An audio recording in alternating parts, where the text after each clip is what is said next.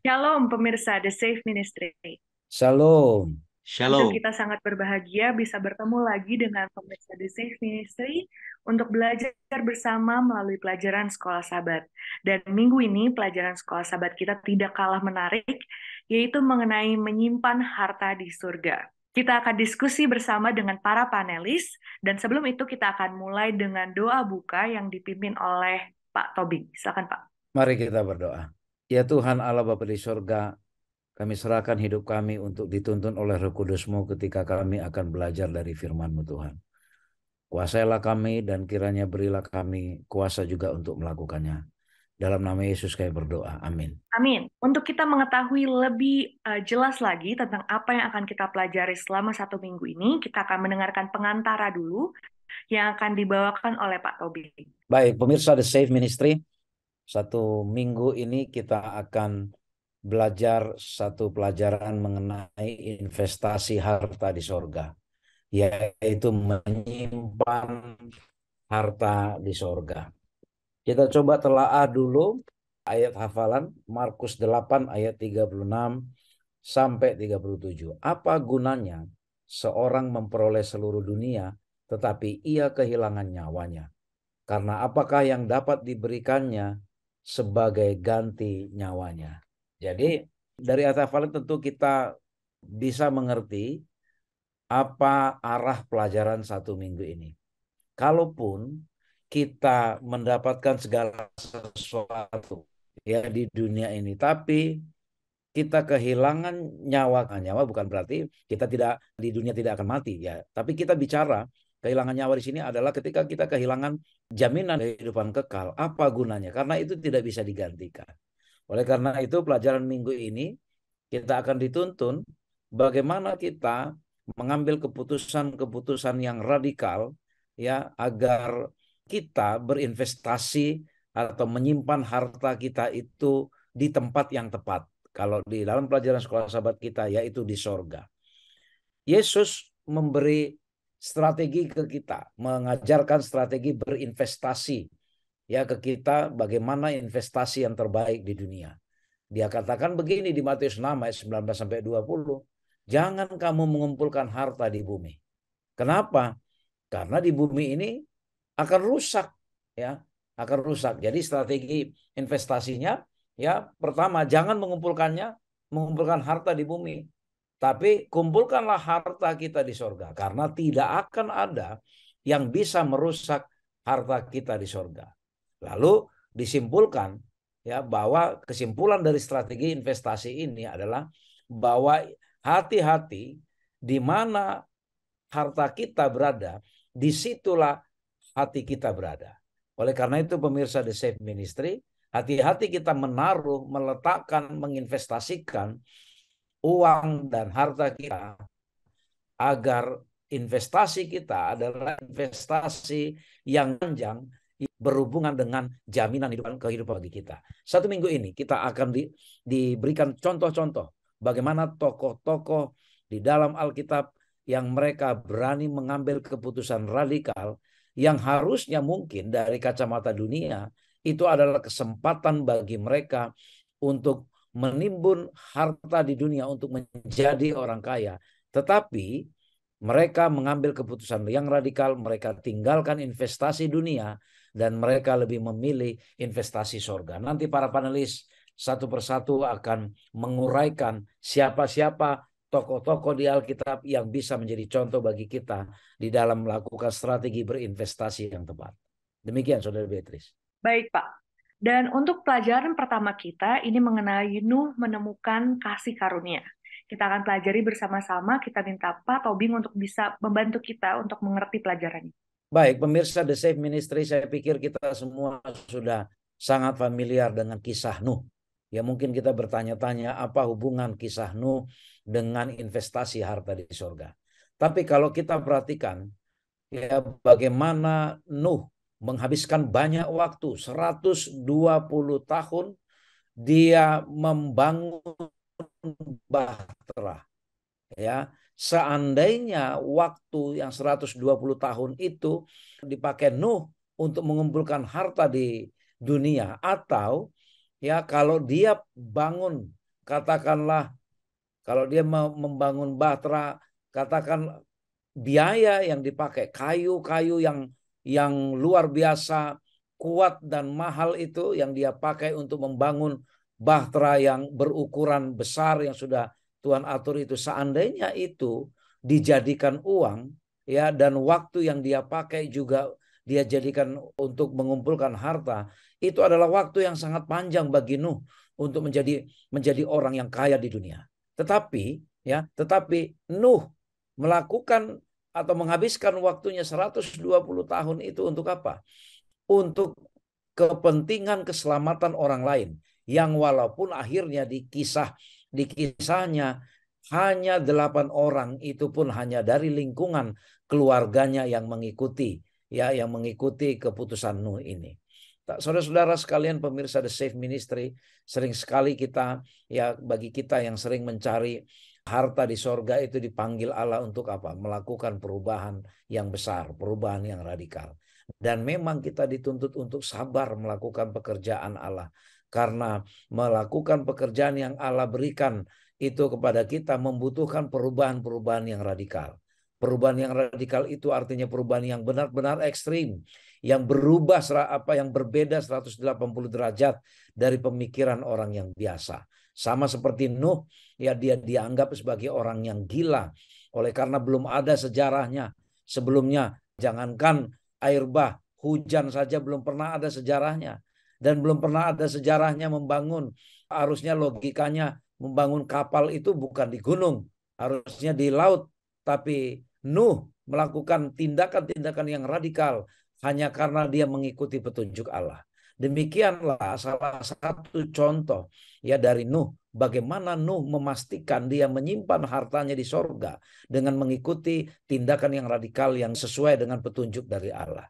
Demikian pemirsa The Safe Ministry.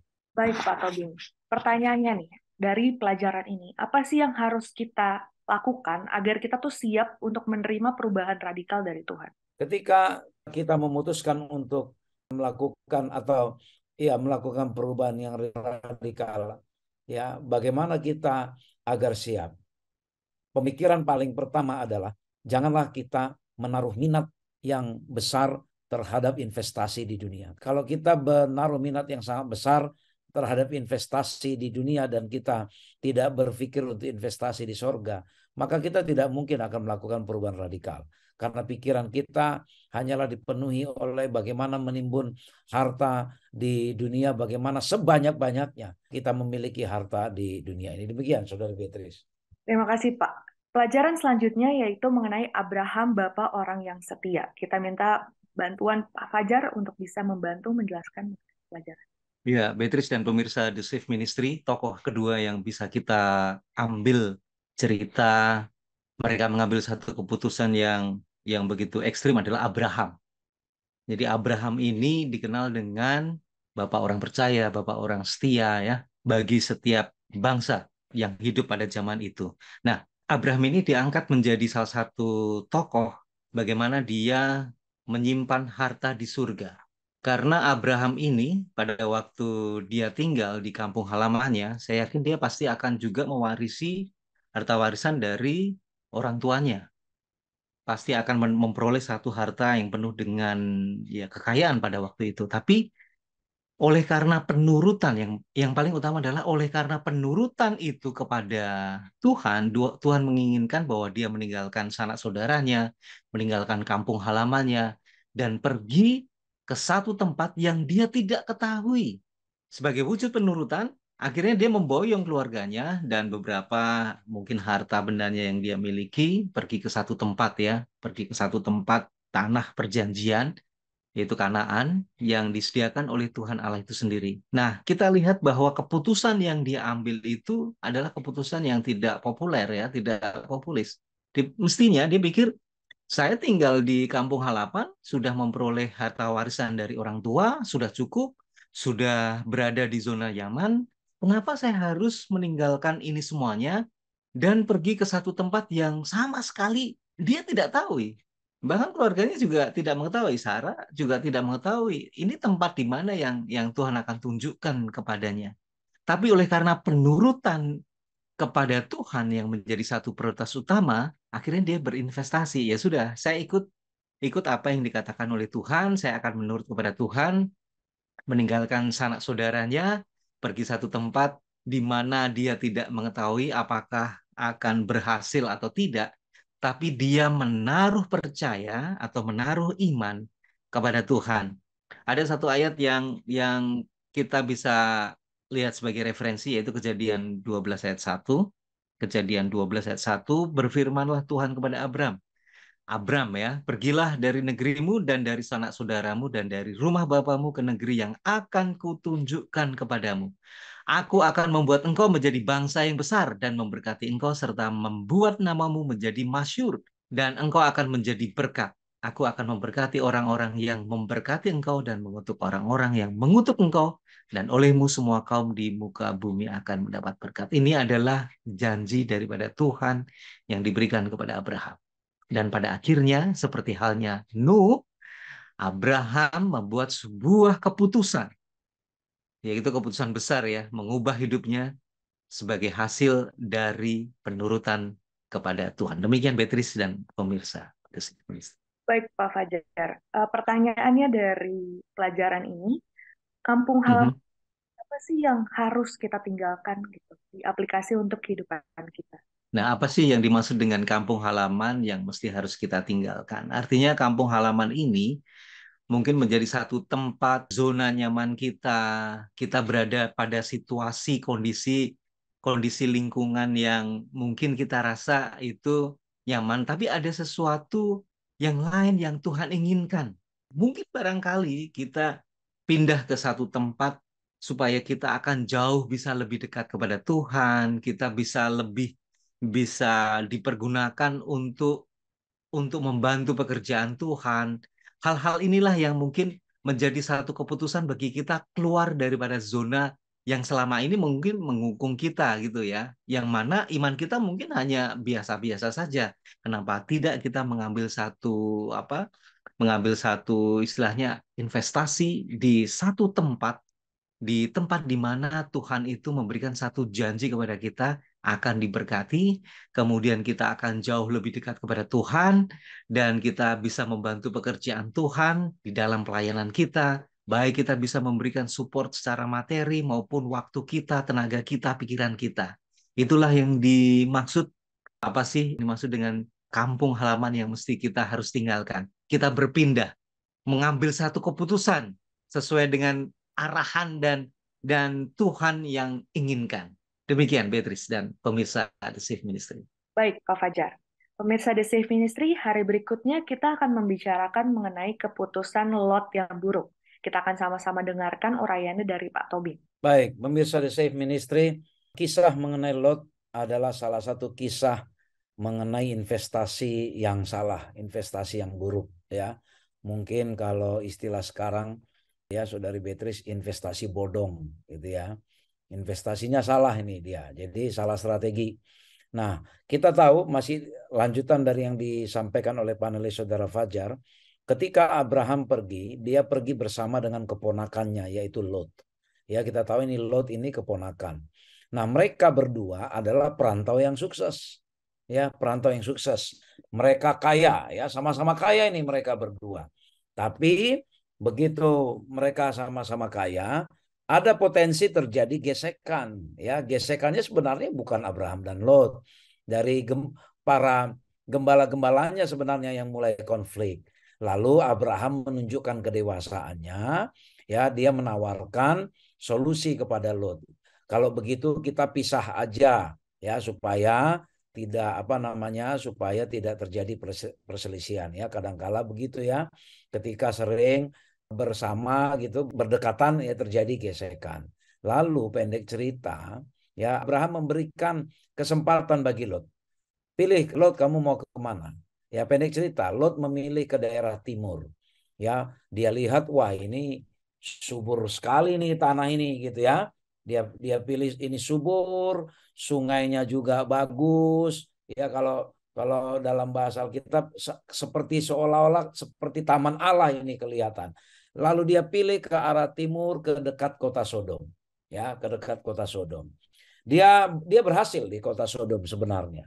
Tapi ya Sodom adalah kota yang jahat, ya kota yang jahat. Sampai satu waktu akhirnya Allah hendak memutuskan, hendak membinasakan ini. Tetapi datanglah Abraham menawarkan jalan keluar, ya, menawarkan jalan keluar, ya seolah-olah mungkin kalau ya saudara Fajar hendak mengakuisisi gitu lah ya, mengakuisisi investasinya Lot supaya terselamatkan nanti ya kehidupan Lot di sana beserta dengan hartanya.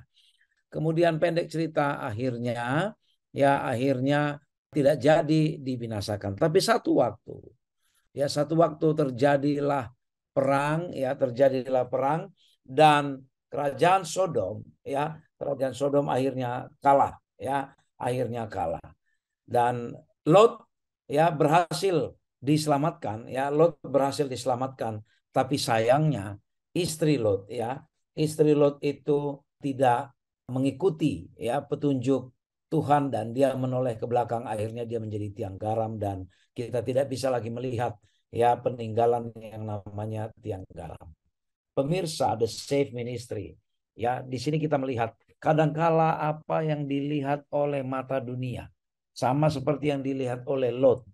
Apa negerinya subur, tentu ini adalah tempat yang cocok untuk berinvestasi dari segi peternakan dan pertanian. Tetapi ketika kita mendekati kejahatan, ketika kita mendekati pencobaan, disitulah kita ada potensi untuk kita tersesat dari Allah. Sama seperti Lot.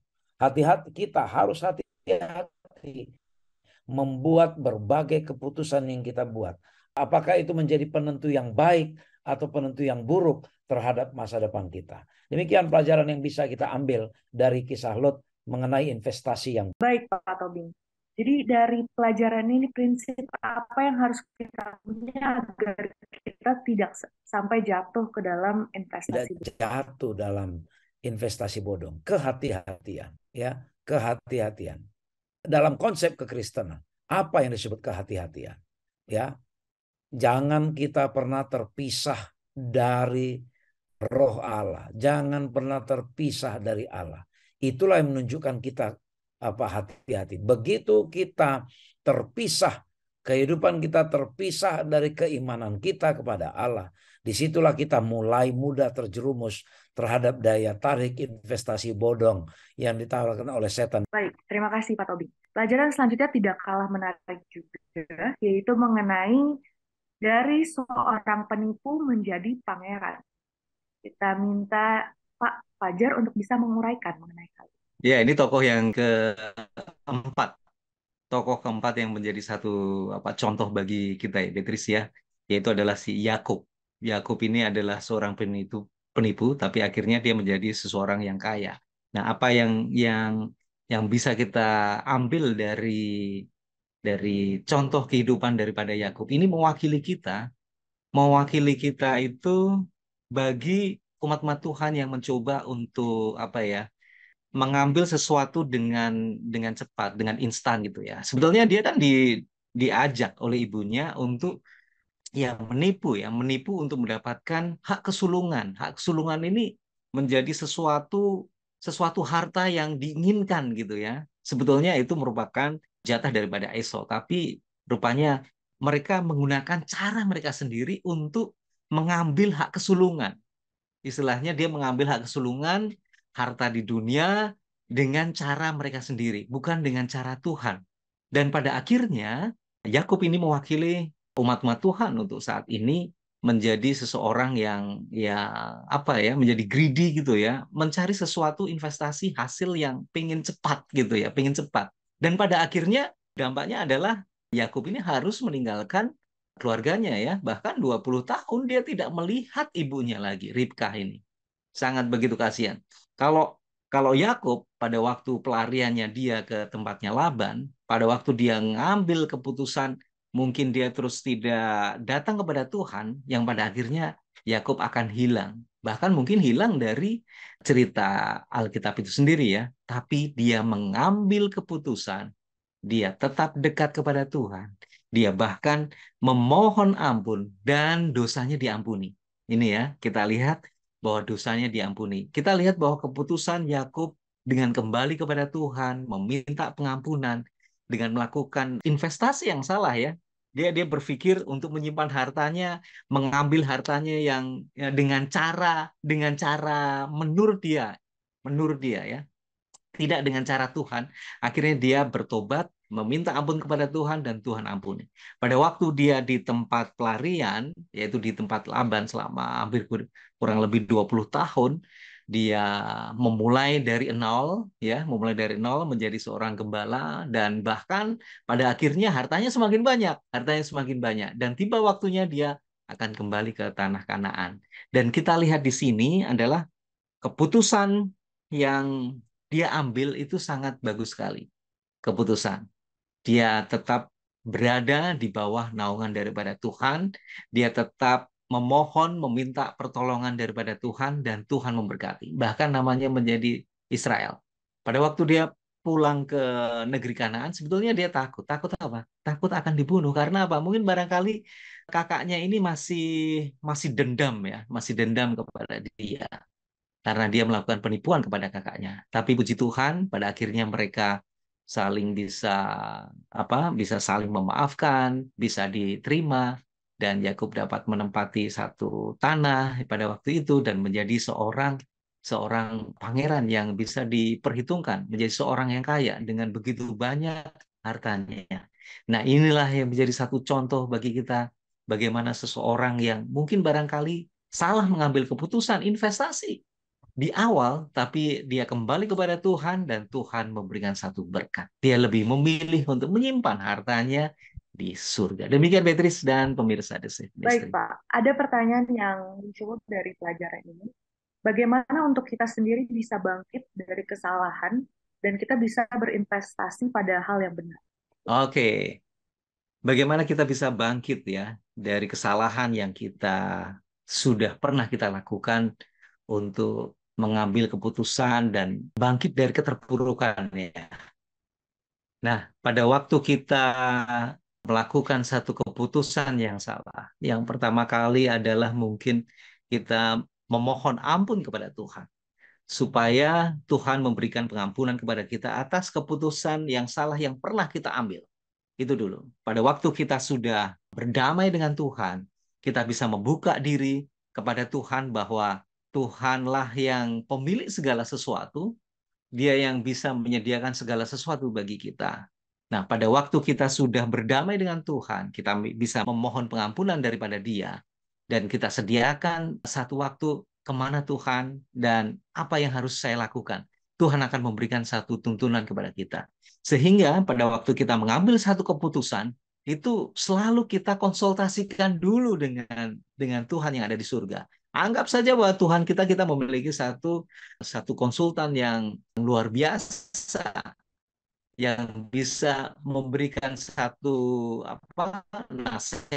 nasihat yang terbaik bagi kita sehingga kita tidak akan jatuh pada lubang yang sama. Jadi kita tinggalkan itu semuanya dan kita mengikuti apa yang menjadi cara dan jalan Tuhan bagi kita. Pada waktu kita mengambil keputusan yang baru, kita konsultasikan dulu dengan Tuhan, bolehkah saya berinvestasi di sini? Apakah saya harus mengambil keputusan yang A atau B?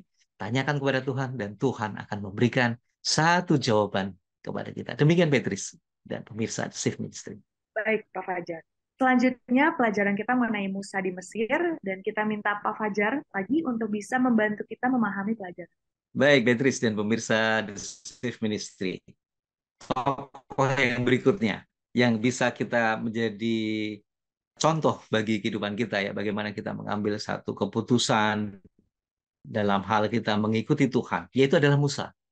Musa ini adalah anak dari Yokhebed, yang mana pada waktu bayi itu ditemukan oleh putri Firaun ya, kemudian diambil, dan pada waktu kakaknya Miriam ini memberitahu kepada sang putri ini bahwa ada ibu yang bisa memberikan pemeliharaan, dan Yokhebed hanya memiliki 12 tahun untuk memberikan pelajaran ya, memberikan satu pelajaran kepada Musa untuk belajar firman Tuhan, Taurat, kemudian belajar berdoa, dan waktu kakaknya Miriam maupun Harun ini membuat jati diri Musa itu menjadi seseorang Israel ya, yang tinggal di kerajaan Mesir. Bahkan di kerajaan Mesir sebagai calon ya pewaris tahta, dia memperoleh pelajaran-pelajaran tentang kemiliteran, kemudian tata negara, dan bahkan pelajaran-pelajaran bahasa dan lain sebagainya.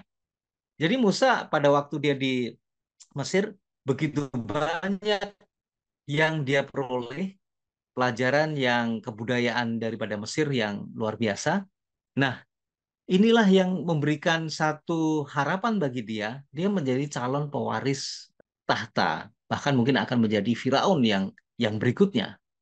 Tapi rupanya apa yang dilakukan oleh Musa, Musa ini dia tidak tergiur dengan apa yang dia peroleh. Bahkan sebetulnya bisa saja ya dia mengambil keputusan, oke lah saya menjadi seorang Firaun, dan kalau keputusan itu dia ambil, mungkin kita akan bisa menemukan mumi Musa ada di Mesir untuk saat ini. Tapi Beatrice, rupanya dia mengambil keputusan dengan tetap menderita bersama dengan umat Tuhan. Kita akan baca ada satu ayat dalam Ibrani 11 ayat 25. Karena ia lebih suka menderita sengsara dengan umat Allah daripada untuk sementara menikmati kesenangan daripada dosa. Kita lihat ya, Sungai Nil yang ada di Mesir itu memberikan satu jaminan kepastian bahwa tanah itu sangat begitu subur, sangat mudah Musa itu memperoleh harta kekayaan dunia, tapi dia tinggalkan. Dia lebih suka menderita bersama dengan umat Allah daripada dia menikmati kesenangan dan dosa di Mesir itu. Nah, inilah keputusan ekstrim yang diambil oleh Musa. Dia tinggalkan itu, dia bahkan menjadi seorang gembala ya di Midian, dan dia lebih suka menderita bersama-sama dengan umat-umatnya, yaitu bangsa Israel pada waktu itu. Nah, keputusan di mana dia lebih menurut kepada Tuhan daripada dia menjadi seorang pewaris tahta di kerajaan Mesir, inilah yang menjadi satu contoh bagi kita. Bagaimana satu keputusan ekstrim, dia tidak memilih untuk menyimpan harta di dunia, mengumpulkan harta di dunia, tapi dia lebih cenderung, dia lebih mengambil keputusan menyimpan harta dia di surga, yaitu dengan penurutan kepada Tuhan. Dan bahkan buah daripada penurutan kepada Tuhan, Musa pada waktu dia mati, kemudian sempat dikuburkan, dan dia dibangkitkan oleh Tuhan, dia menikmati satu kehidupan kekal ya, saat ini di kerajaan surga. Demikian, Beatrice dan pemirsa The Safe Ministry. Baik, pertanyaan dari pelajaran Pak, bagaimana untuk kita sendiri tidak tergoda terhadap kekayaan di dunia, Pak? Ya, bagaimana caranya supaya kita tidak tergoda dengan kekayaan dunia? Memang sih kita akui ya, pada waktu kita memperoleh penghasilan, memperoleh satu penghasilan yang begitu wah ya, dan memperoleh harta kekayaan yang luar biasa, ini kecenderungan kita itu akan tergoda dengan hal-hal yang lain. Mungkin sesuatu yang tidak perlu kita beli, banyak lah ya, banyak hal yang apa ya, ya kehidupan dunia ini menawarkan sesuatu yang begitu glojo, begitu penuh dengan kenikmatan, dan yang tentunya justru akan mengubah kehidupan kita. Apakah dengan harta dunia ini akan justru mendekatkan kita kepada Tuhan? Biasanya pada waktu kita memperoleh satu berkat yang banyak malah jadi lupa kepada Tuhan. Bagaimana supaya kita jangan sampai tergoda kepada harta yang mungkin ya tawaran daripada dunia yang sangat begitu menggiurkan ya. Bahkan mungkin dengan berinvestasi dengan cepat dan lain sebagainya gitu ya, dengan cara-cara yang sangat melanggar hukum dan lain sebagainya, kan banyak banyak hal yang tawaran-tawaran dunia yang begitu ekstrim ya, bahkan mungkin bisa menggoda kehidupan kita. Bagaimana kita bisa mengendalikan itu semuanya? Ingatlah bahwa apa yang kita akan lakukan itu memiliki satu dampak bagi kita, bahkan mungkin dampak bagi keluarga kita. Oh ya, nanti kalau saya mengambil ini akan ada dampaknya. Mungkin kita akan berurusan dengan penegak hukum, ya kan? Bisa jadi, ya, akan berurusan dengan penegak hukum. Jadi cobalah tetap mengerem akan keinginan harta di dunia, tetapi apakah dengan mendapatkan itu kita ada satu pelanggaran hukum? Apakah ada pelanggaran hukum atau tidak? Kalau seandainya eh, apa yang ditawarkan itu sesuai dengan iman kepercayaan kita, justru akan semakin dekat kita kepada Tuhan, dan kita selalu bertanya kepada Tuhan, Tuhan, apakah boleh saya mengambil investasi seperti ini? Kita memiliki Tuhan yang melihat segala sesuatu, yang menyediakan segala sesuatu, berdoa, bahkan mungkin kita berpuasa. Saya yakin Tuhan akan memberikan satu pencerahan bagi kita. Sehingga kita tidak salah untuk mengambil keputusan. Apakah memang ini mungkin ini rezeki bagi keluarga kita atau tidak.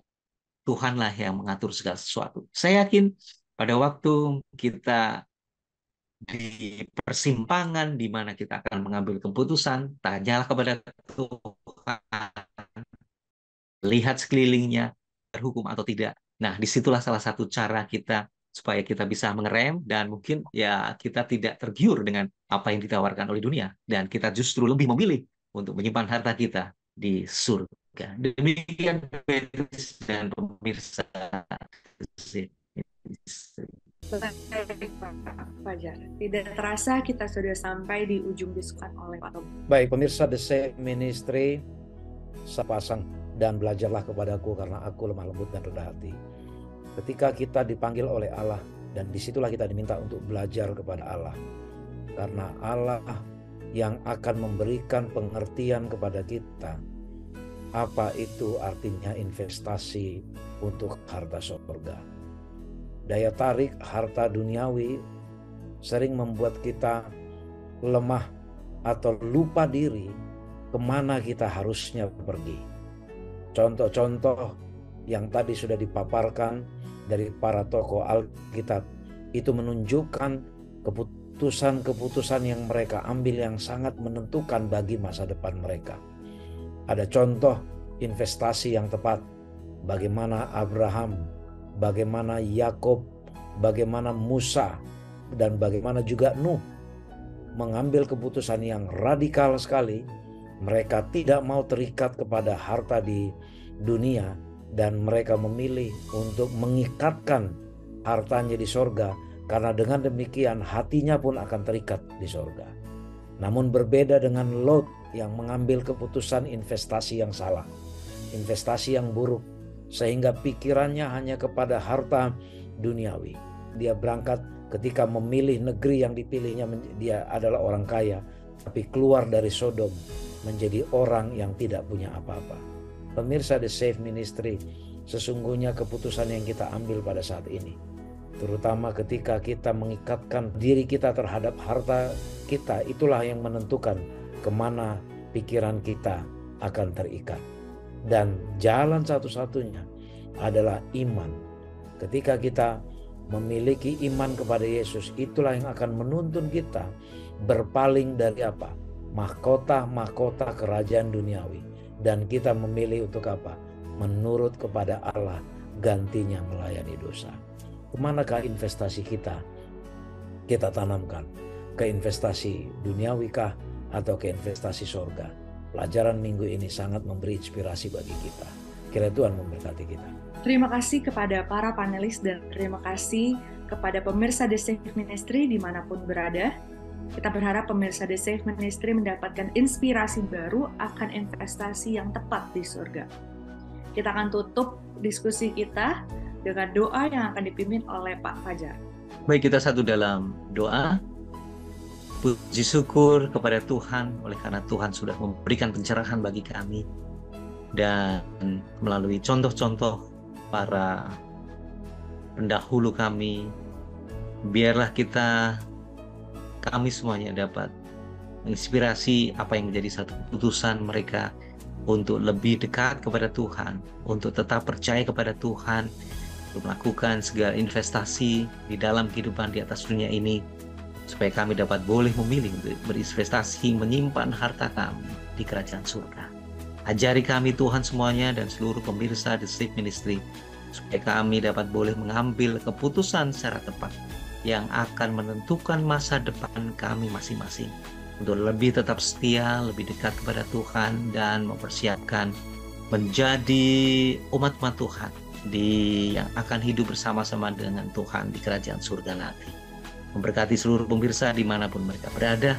Biarlah kami dapat menjadi seseorang yang selalu bersandar sepenuhnya kepada Engkau saja. Di dalam nama Yesus kami berdoa dan mengucap syukur. Amin. Amin. Sekali lagi kami ucapkan terima kasih pemirsa The Safe Ministry sudah bersama-sama dengan kami mempelajari Sekolah Sabat Minggu. Kami ingatkan jangan lupa untuk meninggalkan komentar, suka dengan video kami, dan langganan di channel kami. Sampai ketemu di minggu berikutnya. Tuhan memberkati. Shalom. Shalom. Tuhan memberkati.